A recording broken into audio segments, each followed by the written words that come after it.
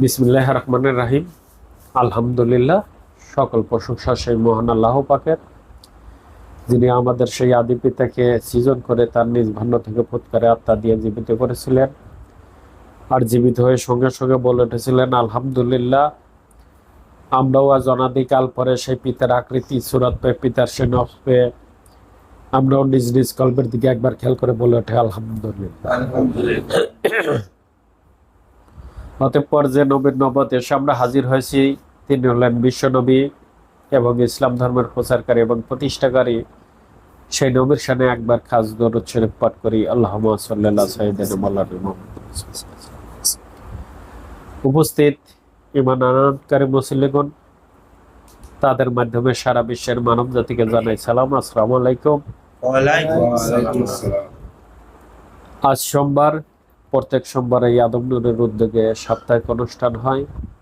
আজও সেই আদম নূরের উদ্যোগেই সাপ্তাহিক অনুষ্ঠান হচ্ছে সোমবারে।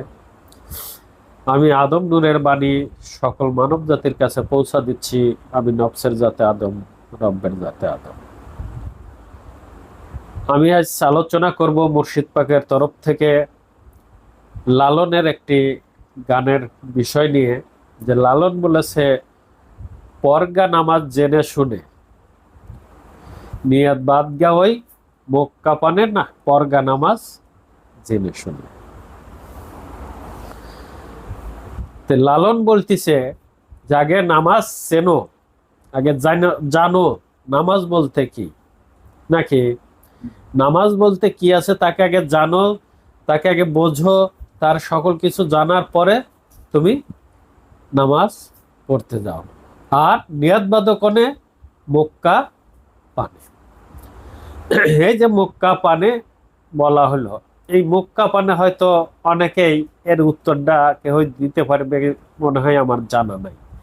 হয়তো অনেক লালনের ভক্ত তারাও এই উত্তরটা দিতে পারবে না, যে এই যে মক্কা পানে নিয়াত বাঁধতে বললো, সেই মক্কা পানে কোন জায়গা আছে সেখানে নিয়াত বাঁধবেন। মক্কা পানে মানে আমরা যেখানে কাবা বলে থাকি সেটাকে বোঝানো হচ্ছে, আসলে তা না, এটা অনেক গভীরের বিষয়।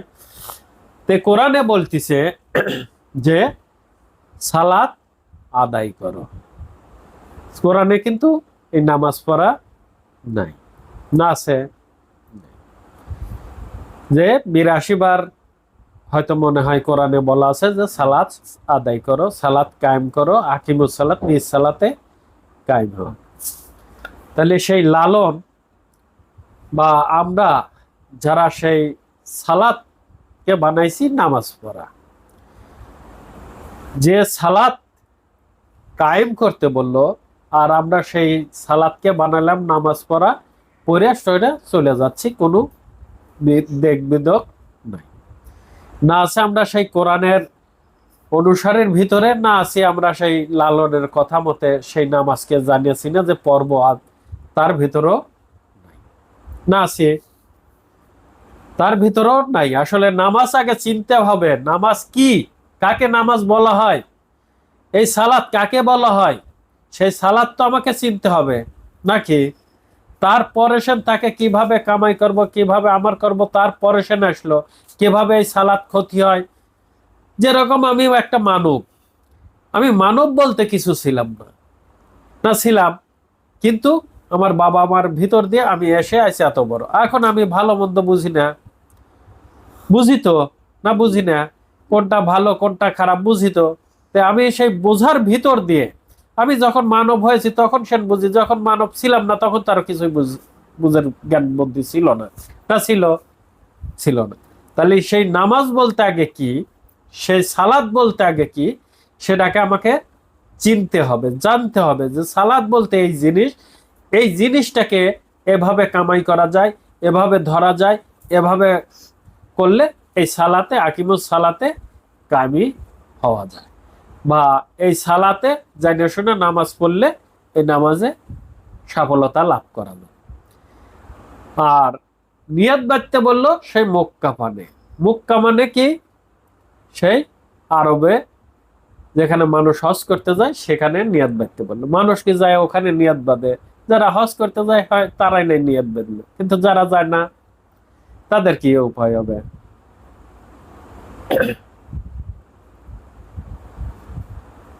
তাহলে তাদের কি উপায় হবে? তাহলে এখানে অনেক নিগূঢ় ভাবে একটা তথ্য রেখে গেছেন, যা এই লালন ভক্ত হয়তো জানে না।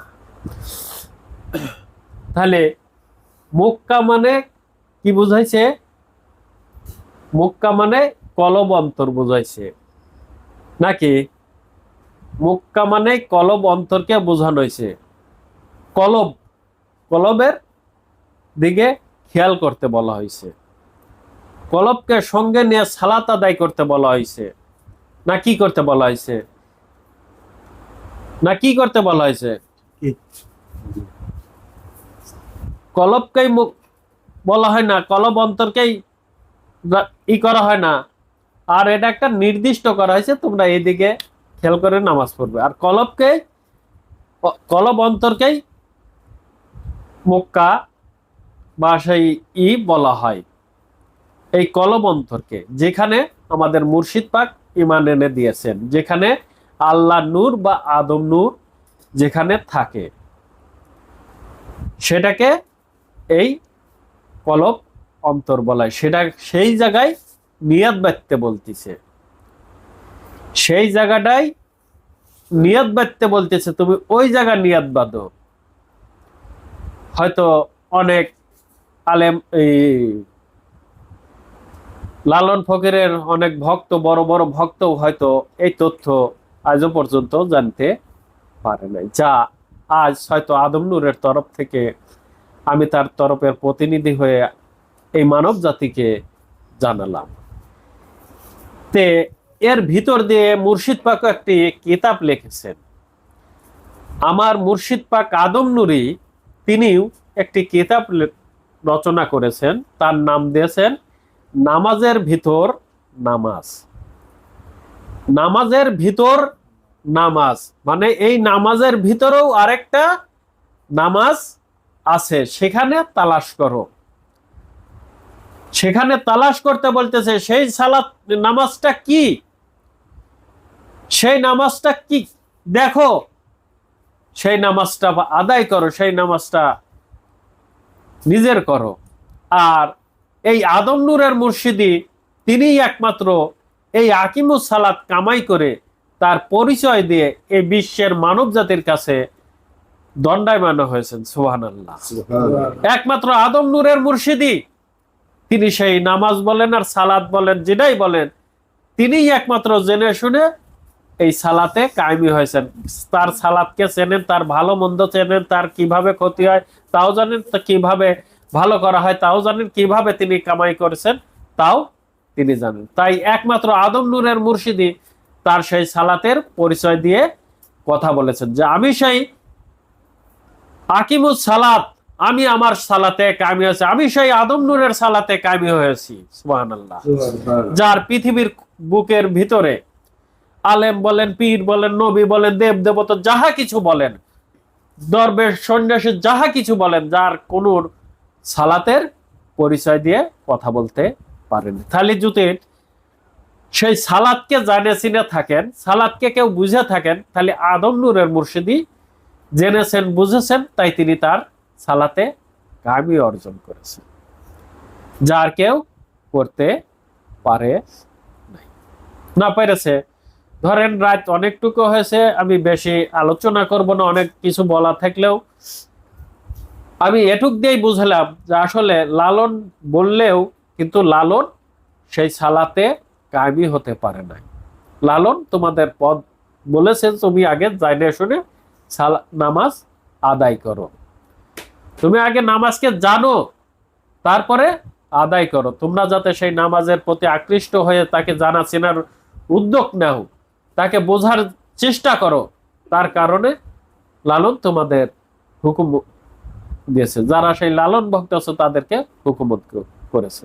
যেরকম আমাদের মুর্শিদ পাক আছেন, তিনি আমাদের কিছু হুকুমত দিছেন না, সেগুলো আমরা পালন করি। ঠিক যারা সেই লালনের কথা মতো চলে, লালনের গান বাজনা করে, তারা তো লালন ভক্তই, তাদেরকে হুকুম করা হয়েছে। তা আমাদের মুর্শিদ সেই নামাজের ভিতর নামাজ তিনি সেটাও কায়েম করেছেন বলেই সেই নামাজে এর ভিতর যে নামাজ আছে তার বর্ণনা তিনি কিতাব আকারে লিখেছেন। যদি না জানতেন, তার সালাত বলতে না জানতেন, সেই নামাজ কি যদি না জানতেন, তাহলে তো লিখতে পারতেন না, না পারতেন। তাহলে অবশ্যই একমাত্র পৃথিবীর বুকে যদি কেহ সেই সালাত আদায় করে থাকে, কেহ যদি সেই আকিমুস সালাত কামাই করে থাকে, তাহলে একমাত্র হযরত আমির আলী আত্মসত্তায় বিলায়তি আদম নূরই করেছেন, যার কেহই করতে পারেন নাই।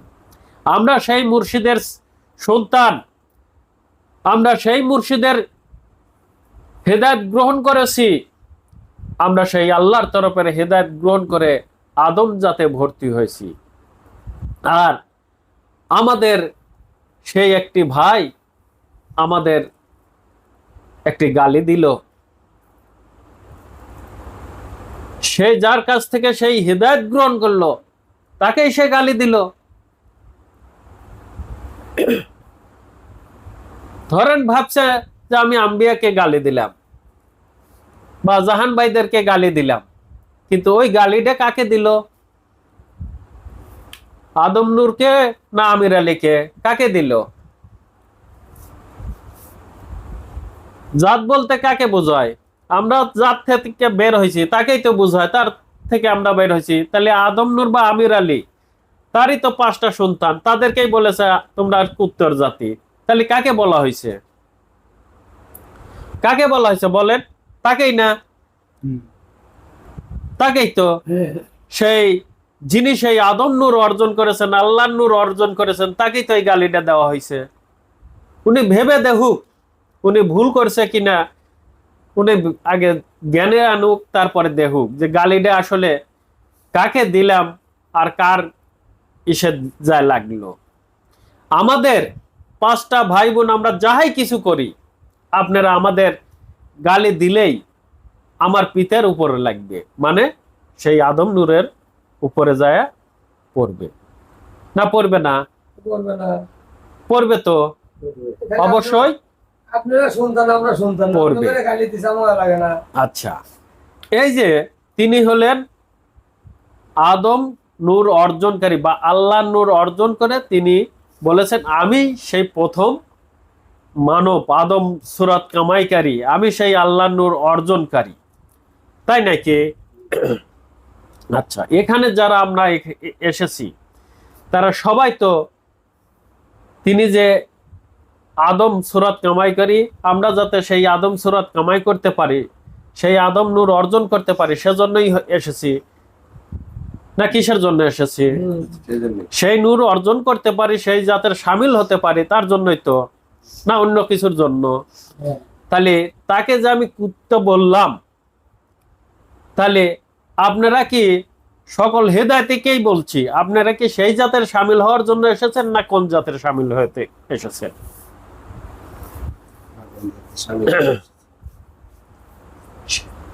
সে নিজেও তো সেই হেদায়েত গ্রহণ করেছে, সে কোন জাতের যাওয়ার জন্য হেদায়েত গ্রহণ করেছে?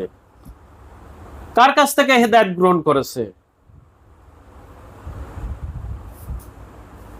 সে কার কাছ থেকে হেদায়েত গ্রহণ করেছে আর কার কাছ, কোন জাতে যাওয়ার জন্য? আবার অনেকেই দেখি তার ভাষায় লেখে যে আলহামদুলিল্লাহ, মানে উনি সঠিক বলেছেন, আমাদের হেদায়েতের ভিতরে রাইট বলেছেন, মানে আমার মুর্শিদ পাককে গালি দিল, উনির মুর্শিদ পাককে গালি দিল, রাইট গালি দিছেন। এমন সন্তান আমার মুর্শিদ পাক জন্ম দিয়েছেন। বুঝে আসলো?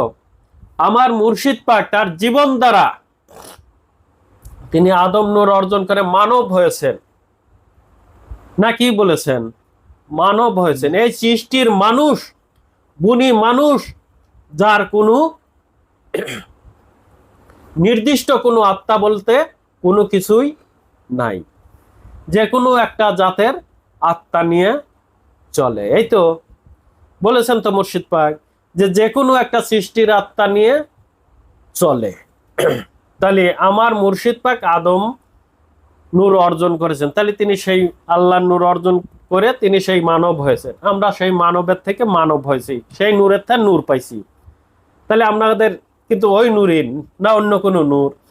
আর এই পৃথিবীর বুকে যারা সেই মানব জীবন কাটায়, তারা কিন্তু কোনো নির্দিষ্ট নাই, কখন কোন আত্মার উপর দিয়ে চলে কোনো নির্দিষ্ট নাই। এটা থুয়ে ওটা, ওটা থুয়ে ওটা, ওটা থুয়ে ওটা। যিনি আমার এই বড় আপাকে এই গালিটা দিয়েছেন, উনি হয়তো এই কুত্তর আত্মা নিয়েই চলেন, আর উনির বাপও মনে করে এই কুত্তর আত্মা নিয়ে চলতেন, উনির মাও ওই কুত্তর আত্মা নিয়েই চলতেন। তাই কুত্তর থেকে কুত্তই তৈরি হয়েছে, মানুষ হইতে পারে নাই। মানুষ হতে এসেছিল আদম নূরের কাছে, মানুষ হতে পারে নাই। না কি বলবেন, কি বলবেন? এটাই তো, মানে উনি সৃষ্টির মানুষ, গুণী মানুষ, উনি আত্মা বলতে, উনি নির্দিষ্ট আত্মা বলতে কিছু ছিল না, উনি ওই আত্মাটাই নিয়েই চলতেন। কোন আত্মাটা? যেটা উনি বলেছেন। উনির বাপও ওইটা নিয়েই চলছেন, উনির মাও ওইটা নিয়েই চলছেন, তাই উনি ওইটার থাই উনির জন্ম হয়েছে, তাই উনিও ওইটা নিয়েই চলেন।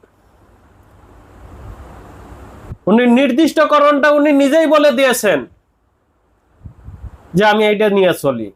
না কি বলেছেন? বলেছেন তো। আবার উনি পোস্টটা কাটেও দিয়েছেন, বুঝতে পারছেন? উনি পোস্টটা কাটেও দিয়েছেন। আচ্ছা, আর একটু বলি যে আত্মার সাথে আত্মার সম্পর্ক, তাই না? আত্মার সাথে আত্মার সম্পর্ক, যেরকম আমার বাবাকে ধরেন গালি দিছে তাই আমাদের লাগছে, নাকি? আপনাদের কিন্তু লাগে নাই, না লাগছে? লাগলে হয়তো অনেক কিছুই করতেন, লাগে নাই দেখেই এরকম। আমাদের যেরকম লাগছে আপনাদের লাগে নাই। আমাদের যে আত্মার সাথে সম্পর্ক, আপনাদের কেউ আদম নূরের আত্মার সাথে আত্মার সম্পর্ক করে দিয়েছিলেন, সেই আত্মার সাথে আত্মার সম্পর্কটা করতে পারে নাই। একটা সন্তানই করেছে, আমি যা দেখতে পাই। সে পাগল হোক ছাগল হোক, সে হলো ফরিদ, তার প্রতিবাদ করেছে, সে তার প্রতিবাদ করেছে। তার পিতাকে গালি দেওয়া হয়েছে, সে প্রতিবাদ করেছে। তাহলে একমাত্র দেখা যায় যে সে নামাজ পড়ুক বা না পড়ুক, সে কিন্তু তার পিতার সাথে সম্পর্ক স্থাপন করেছে। না কি বুঝায়? তাহলে এত সন্তান থাকিতেও একটা লোক তাদেরকে কোনো প্রতিবাদ করলো না, কারণ আদম নূরের সাথে তাদেরকে সম্পর্ক হয় নাই, গড়াতে পারে নাই। না পেরেছে? পেরেছে কি? পারলে ওই ছেলেটা যেরকম উত্তর দিয়েছে, প্রত্যেকটা সন্তান যা তার কাছে জবাব চাইতো, প্রশ্নবিদ্ধ করত, তার ভিডিওতে যা কমেন্ট লিখতো না যে রাইট বলেছেন, সুন্দর বলেছেন, আলহামদুলিল্লাহ, এগুলো বলতো না। না বলতো? বলতো কি? তারা কি সেই সন্তানের জায়গায় যেতে পেরেছে? আমরা হেদায়েত গ্রহণ করেছি, আমরা আদম নূরের সন্তান, বললেই কি সন্তান হয়ে গেল? সম্পর্ক স্থাপন করতে হবে কিসের মাধ্যমে? সেই ইবাদতের মাধ্যমে। সেই ইবাদত আমরা করি না, সেই আত্মার সাথে আমাদের সম্পর্ক হয় নাই, তাই যে যা বলুক তাই চলে যাচ্ছে। যে লোকটা কি হোক, তার বাবাকে যদি কেউ গালি দেয়, সে কি চুপ করে থাকবে? চুপ করে থাকবে নাকি? তাহলে আদম নূর, আপনাদের যে পিতা, আপনাদের যে সন্তান জন্ম দিল, আপনাদের কি লেগেছে? লেগেছে কি? লাগে নাই। লাগলে অবশ্যই তার প্রত্যুত্তরে কি হয় তা করতেন, কি হয় তা করতেন, কারণ আপনাদের লাগে নাই, কারণ আপনারা আদম নূরের সন্তানও হতে পারেন না। যিনি বলেন আমি আমিরের রব, আমিরের দিন কামাই করেছি, তিনি তো তার ঘরে যাই বসেন, তিনি কি সেই কুত্তর জাতি হয়েছেন? কারণ আমির আলী কি তো ওইটাই বলেছে, তাহলে তিনি ওইটাই হয়েছেন। একটা ভিডিও দিয়েছেন, দেখলাম আমি, যে ইবাদত, ইবাদত এখানে তিনি বলতেছেন যে মুর্শিদ পাক 4টা ফরজ আমাদের দেখিয়েছেন। একজন আমাকে এটা দেখে ফোন দিল যে অমক ভাই ভিডিও দিছে, বাবা কি কোনো সালাতে পরিবর্তন করেছেন কিনা? বললাম যে কই না তো, আপনি কি কোন জায়গায় কি পেলেন? বললো যে অমুক ভাই এরকম ভিডিও দিছে, তা আমি ওই জায়গা দেখলাম যে এরকম। তো বললাম যে না তো, কোনো জায়গায় তো রদ বদল করা হয় নাই, আপনি হয়তো ভুল শুনেছেন, আর নাই সে ভুল বক্তব্য দিয়েছে। তাহলে এখন যদি আমি সেই ভুলগুলো ধরা দেই, তাহলে এই ভুলের জন্য যে আরো 10টা হেদায়েতি বা 20টা হেদায়েতি যে নষ্ট হয়ে যাবে, তা সেগুলো ঠেকানোর কি দায়িত্ব আমার না? সেই ভুলগুলো ধরিয়ে দেওয়া কি আমার দায়িত্ব আসে না? তাহলে 4টা ফরজ সত্য মুর্শিদ পাক দেখিয়ে দিলেন। কি দেখিয়ে দিলেন? যে প্রথম হলো ঈমান এনে দিলেন আদম নূরের আত্মার উপর বা নফসের উপর, নাকি বললেন? এটাই তো দিয়েছেন, জোরে বলবেন। আরেকটা কি দিলেন? সেই নূরের যে দিন যার দ্বারা দেখা যায়, এটাই তো দিয়েছেন।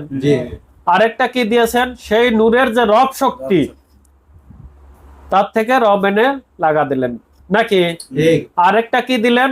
আকিমুস সালাত, যে সালাত দ্বারা আমাকে বেষ্টনী করা হয়েছে, এটাই তো দিয়েছেন, না বাইরে দিয়েছেন? এই 4টাই তো দিয়েছেন। আচ্ছা, তিনি বলতেছেন যে একটা হলো রব শক্তি,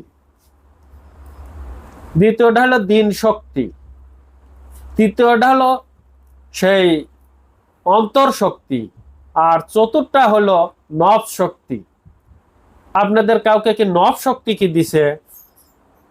এখানে সালাদ কোথায় গেল? নফস বলতে তো একটাকেই বোঝাইছে, যেটাকে আত্মা এবং নফস বা জীবনী নূর, এটাকেই বলে দিয়ে দিছে না? না আলাদা করে আমার নফস দেখাইছে? তাহলে উনি সালাত কোথায় থুলেন? সালাদটা কোথায় থুলেন? তাহলে আপনাদেরকে সালাদ দেয় নাই? নিজ নিজ সালাত দেয় নাই, এবং 5 ওয়াক্ত সালাত, রুকু সিজদার সালাত আদায় করার জন্য আপনাদের ফরজ করে দেয় নাই? তাহলে উনি সালাত কোথায় ফালা দিলেন? সালাত কোথায় ফালা দিলেন? তাহলে প্রত্যেকটা মানুষকে আদম নূরের নাম নিয়ে, আদম নূরের সাইনবোর্ড খাড়া করে তারা এরকম আপনাদের সামনে ভুল ভ্রান্তি আলোচনা করছে, আর আপনারাই তাদের ভিডিওতে যায়া রাইট বলেছেন, সুন্দর বলেছেন, এভাবে কমেন্ট করতেছেন। তাহলে আপনি কি তাদেরকে রায় দিতেছেন না কি করতেছেন?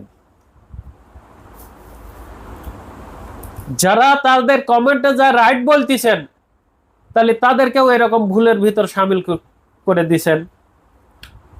যারা তাদের ভিডিও দেখে এরকম রায় দিচ্ছেন, তারা অবশ্যই সেই আদম নূরের হেদায়েত নষ্ট করে, আদম নূরের গুন্ডি ভেঙে তারা ওনাদের গুন্ডিতে চলে গেছেন, ওনাদের গুন্ডি রক্ষা করতেছেন। তাই আদম নূরের এখান থেকে যে বক্তব্যগুলো হয়, তারা কখনোই এখানে কমেন্ট এবং কিছুই লেখেন না। কারণটা কি জানেন? কারণ যে এখানে আগে ছিল, এখানে দিচ্ছে, এখন ওখানে গেছে, এখন ওখানে দেয়, তাই নাকি? এটাই তো ঠিক। তাহলে এমনি ভাবে আপনাদের সামনে আপনাদের সেই হেদায়েতের ভিতরে কুফরি মুনাফিকি ঢুকিয়ে দিচ্ছে, আপনারা কখনোই বুঝতে পারবেন না, জানতে পারবেন না, কারণ আপনাদের জ্ঞান নাই। আপনারা আপনাদের সেই হেদায়েতকে লক্ষ্য করেন না, আপনারা আপনাদেরকে নিজেকে দেখেন না, তাই আপনারা এর প্রতি উত্তর দিতে পারেন না, বুঝতে পারেন না, জানতে পারেন না। যখন ধরা দেওয়া হয় তখন বোঝেন যে হ্যাঁ, এটাই তো ঠিক। তার আগ পর্যন্ত আপনারা বোঝেন না, কারণ আপনারা সেই আত্মার সাথে সম্পর্ক স্থাপন করতে পারেন নাই। আপনারা আজ দেখেন, যাদেরকে আমরা বলতেছি, বাতিল করতেছি, এ পীর, তার এক হেদায়েতের সন্তান, এইটা বলে দেখুক তার পিতার নামে, তাকে ছিঁড়ে ফেলা দিবে না কি করবে? তার হেদায়েতে এক সন্তান যদি তাকে এরকম গালি দেয়, তার সন্তানকে গালি দেয়, তাহলে সেই হেদায়েতিরা তাকে কি করবে? রাইট বলবে না তাকে কি করবে বলেন? আর তাদেরকে নিয়ে আমরা এখানে জালসা করব, আর তাদেরকে ডেকে ডেকে আমি এখানে মাহফিল করব, এটা কি সম্ভব? কখনোই না। সম্ভব নাকি? কখনোই সম্ভব না। তোমরা ইমানদারের সাথে সালাত আদায় করো, কমিনের সাথে সালাত আদায় করতে নিষেধ করা হয়েছে, নাকি করা হয়েছে? মুমিন যদি একজন হয়, তোমরা সেই একজনের সঙ্গে সালাত আদায় করো, জামাতের সহিত সালাত আদায় করো, মুমিনের সাথে, কোন কমিনের সাথে থাকতে নিষেধ করেছেন। আমার মুর্শিদ পাকও সেটাই রায় দিয়ে তিনি সত্য খাড়া করেছেন, মিথ্যাকে দূরীভূত করেছেন। আমরা তার সেই হৃদায়তের সন্তান, আমাদেরও উচিত সত্যকে দাঁড় করানো, মিথ্যাকে দূরীভূত করা, নাকি? এতে যত যাই জবটা হোক, যেটাই হোক, তার মোকাবেলা করা। আর আরেকটা কথা বলি, আমার ওয়াইফের সাথে নাসির ভাই একটু কথা বলছে, যে সেখানে আমি একটুখানি শুনলাম যে পক্ষ, হ্যাঁ অবশ্যই পক্ষ, ন্যায়ের পক্ষ, অন্যায়ের পক্ষ, সত্যের পক্ষ, মিথ্যার পক্ষ, যে কোনো একটা আপনাকে নিতে হবে, নাকি? আমি অন্যায় করলাম, মিথ্যা বললাম, ওটা অন্যায়ের পক্ষ। আমি সত্যের পথে দাঁড়ালাম, সত্য হলাম, সত্য কথা বলি, ন্যায়ের পক্ষে, যে কোনো এক পক্ষে আপনাকে দাঁড়াতে হবে, রায় দিতে হবে, নাকি? অন্যায় করতেছি, মিথ্যা বলতেছি, অন্যায়ের পক্ষে নাকি ন্যায়ের পক্ষে বলবে? কোনটা বলবে? ন্যায়ের পক্ষে না অন্যায়ের পক্ষে? আমরা কি ভয় খাই ন্যায়ের কথা বলতে? ন্যায়ের পক্ষে কথা বলতে কি আপনারা ভয় পান? তাহলে কেন আপনারা সেই কথা বলতে ভয় খান? কারণ আপনারা ন্যায়ও করবেন না, অন্যায় করবেন, আবার বলবেন না আমরা আদম নূরের সন্তান। তাহলে অবশ্যই আপনাদের এক পক্ষ বেছে নিতে হবে।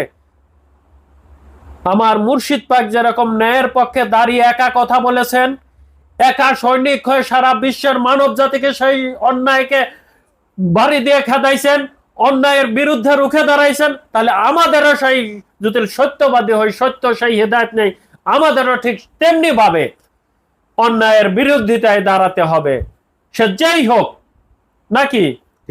আমরা ন্যায়ের পক্ষে কথা বলবো, কোনো অন্যায়ের পক্ষে কথা বলবো না। যেই নেতা হোক, যেই যেটা হোক, যে মুর্শিদ পাক ন্যায় দাঁড় করেছেন, অমকের উপর দাঁড় করেছেন, আমি তারই পক্ষে, আমি কারো পক্ষে না, আমি সেই ন্যায়ের পক্ষে, আল্লাহর পক্ষে, আদম নূরের পক্ষে। না আদম নূরের নাম বলবেন আর আদম নূরের পক্ষ নিতে ভয় খাবেন, যে জুতিল বেবাক এসে আমাকে মারে, তাহলে তো আর আমি মরে যাব, এই মরার ভয় করেন। তাহলে অবশ্যই আমরা যেহেতু ন্যায় হয়েছি, অন্যায়কে ছেড়ে দিয়েছি, ইকরার নামার তওবার ভিতর দিয়ে আল্লাহর তরফের হেদায়েত গ্রহণ করছি, আল্লাহর তরফের প্রতিনিধির কাছ থেকে, তাহলে আমাদের ন্যায় বলতে কোনো ভয় নাই। না আছে ভয়? আমরা সেই ন্যায়ের পক্ষে হয়ে যুদ্ধ করব, আমরা সেই আদম নূরের পক্ষ হয়ে, আল্লাহর প্রতিনিধির পক্ষ হয়ে যুদ্ধ করব। অন্যায় অন্যায়ই বলবো, ন্যায় ন্যায়ই বলবো, যে ওটা তুই অন্যায়, ওটা অন্যায়, আজও অন্যায়, কালো অন্যায়, পশু অন্যায়, এটা ন্যায়, এটা আজও ন্যায়, কালো নাই, এটা পশু নাই, নাকি? তাহলে অবশ্যই আমাদের এমনি ভাবে যদি আমরা আমাদের সেই ন্যায়ের নিশান তুলতে পারি, অবশ্যই মিথ্যা এমনিই হারা যাবে, এমনি দূরীভূত হয়ে যাবে। যেরকম আমার মুর্শিদ পাকের কাছে এসে কোনো অন্যায় দাঁড়াতে পারে নাই, কোনো অন্যায় নিয়ে কোনো কিছু আসা খাড়া হতে পারে নাই, তিনি তার জ্ঞানের আলো দ্বারা তিনি তার প্রতিহত করে দিয়েছেন, তাদেরকে সরা দিয়েছেন সেই ন্যায়ের আইন দ্বারা। আমরাও সেই নূরের কাছ থেকে সেই হেদায়েত গ্রহণ করেছি, সেই শ্রেষ্ঠ নূর, শ্রেষ্ঠ জ্ঞানী নূরের কাছ থেকে আমরাও যদি সেই আত্মার সাথে সম্পর্ক মিলন করতে পারি, তাহলে আমাদের সামনেও কোনো অন্যায় কোনো ব্যক্তি এসে যত বড় আলেম হোক, পীর হোক, যেই হোক, কেউই আমাদের সামনে এসে দাঁড়াতে পারবে না। আমি যতই ছোট হই, যতই আমার লাঠি না থাক, তারপরেও ওই অন্য একটা মানুষ বলবে যে না, ওই গাদাটাই ন্যায়ের কথা বলেছে, অন্যায়ের পথে ওই লোকটাই বলতেছে। না কি বলবে? যেরকম আপনারা পুতাজিয়াতে একবার দেখেছিলেন আদম নূরের সাথে জেহাদে লিপ্ত হয়েছিল কিছু পোতাজিয়ার আলেম। আদম নূর কি পিছু হটে গেছিল? আদম নূরের কয়টা সন্তান ছিল, কিন্তু বাইরের লোকই অনেক ছিল, কারণ আদম নূর সত্যবাদী নাকি। আর তারা মিথ্যাবাদী, সবাই গ্রামের জানে তারা মিথ্যাবাদী, আর আদম নূর সত্যবাদী, তাই তার পক্ষ নিয়েছিল। অন্যায় তারা করার পরেও সেই ন্যায়ের পক্ষ নিয়েছিল। তাহলে আমরা সেই ন্যায়ের পক্ষ নিয়ে কেন সেই কথা বলতে পারি না? কারণ আমার মনের সেই সাহস নাই। আমি অন্যায় বিন্যায় নিয়মন করে চলি, যে কারণে আমি সেই সাহস পাই না, নাকি? তাহলে অবশ্যই আমরা যে যেখানেই থাকি আমাদের সেই ন্যায়ের প্রতীক হয়ে দাঁড়াতে হবে। আদম নূরের একটা করে প্রতীক হয়ে দাঁড়াতে হবে, একটা করে সেই মুখ হয়ে দাঁড়াতে হবে, ন্যায়ের মুখ, আদম নূরের মুখ। আদম নূর আল্লাহর তরফের প্রতিনিধির সেই সত্য মানুষকে জানাতে হবে, বোঝাতে হবে, এবং নিজেকে সেই সত্যে সত্যায়িত হতে হবে। আর আমি যদি মিথ্যা করি, অসৎ করি, তাহলে আমি যতই সত্য বলি, ওই সত্যই কোনো কাজ আসবে না, নাকি? যাই হোক, রাত অনেকটুকু হয়েছে। আমরা যাতে আমাদেরকে সেই সত্য পবিত্র করতে পারি, আমরা যাতে সেই ন্যায়ের প্রতীক হয়ে দাঁড়াতে পারি, আদম নূরের একটি করে সৈনিক হয়ে দাঁড়াতে পারি, মালিকের কাছে প্রার্থনা করি, হে মালিক, তুমি আমাদেরকে সেই শক্তি দাও, সেই জ্ঞানে বুদ্ধি এনে দাও, আমরা যাতে তোমার সেই সৈনিক হয়ে দাঁড়াতে পারি। আর তোমাকে যে গালি দিয়েছে, তুমি সেই অহেদুল কাহারু, তুমি সেই অহেদুল কাহারু নূরের উপর এসে সে যদি ভুল করে থাকে, তার শাস্তি তুমি দান করো। হে মালিক, তোমার কাছে এটুকুই আমি বলে আজকে আমি আমার বক্তব্য আমি এখানে শেষ করছি। সুবহানাল্লাহ বিহামদিহি, সুবহানাল্লাহ আজিম। সবার প্রতি আমার সালাম। আসসালামু আলাইকুম। ওয়া আলাইকুম আসসালাম।